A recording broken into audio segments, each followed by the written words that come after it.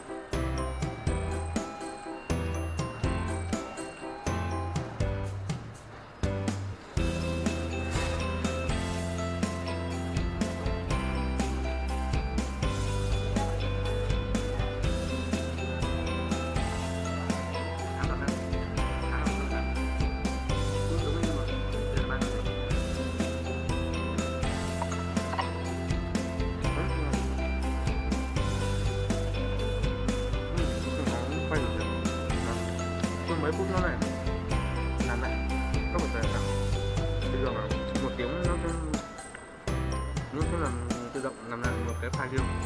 Bây giờ mới 1 phút rồi không? Đúng không? Đúng không?